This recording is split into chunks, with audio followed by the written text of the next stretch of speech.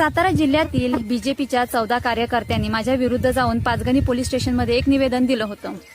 थोडक्यात या कार्यकर्त्यांचं असं मत आहे की ही जे व्हिडिओ बनवते हे व्हिडिओ बंद झाले पाहिजे, हिचा आवाज बंद झाला पाहिजे, हिला पोलिसांनी अटक केली पाहिजे, हिच्यावरती कारवाई झाली पाहिजे, असं यांचं ठाम मत होतं। आता हे जे बीजेपीचे कार्यकर्ते आहेत या 14 कार्यकर्त्यांमध्ये कोण सरचिटणीस आहे, कोण शहर अध्यक्ष आहे, तर कोण भाजप पक्षाच्या अध्यक्षपदावरती आहे। ही पहिली गोष्ट झाली। दुसरी गोष्ट अशी, गेले कित्येक दिवस झाला बीजेपीचे काही कार्यकर्ते आहेत त्या कार्यकर्त्यांकडून मला मानसिक त्रास होतोय। थोडक्यात काय तर हे जे बीजेपीचे कार्यकर्ते आहेत या कार्यकर्त्यांना मी जे व्हिडिओ बनवते, समाजामध्ये ज्या घडणाऱ्या घडामोडी आहेत ह्या अगदी खऱ्या मांडते, या गोष्टीचा त्यांना खूप त्रास होतोय म्हणजे काय तर त्यांच्या बुडाला पूर्ण आगच लागते। मग आता आग लागते मग आता माझा आवाज यांना बंद करायचा आहे। मग आता हा आवाज बंद करायची त्यांच्यामध्ये तर हिंमत नाहीये, समोर येऊन बोलण्याची तर ताकदच नाहीये। मग आता ही काय करतायत काही कार्यकर्ते बीजेपीचे, माझ्या सासऱ्यांना मध्ये धरून मला टार्गेट करतायत, मला मानसिक त्रास देत आहेत। तो कसा सांगते तुम्हाला।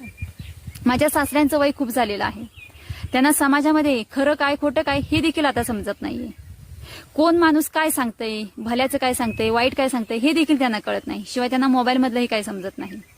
मग आता ही काही कार्यकर्ते काय करतायत, माझ्या सासऱ्यांना माझ्या विरुद्ध चढवून सांगतायत की तुमच्या सुनाला हे काम करायला कुणी सांगितलं, तुमच्या सुनाला ते काम करायला कुणी सांगितलं, तुमच्या सुनाला या 12 भानगडी काय करायच्या आहेत, तिला व्हिडिओ बनवायला कुणी सांगितलं।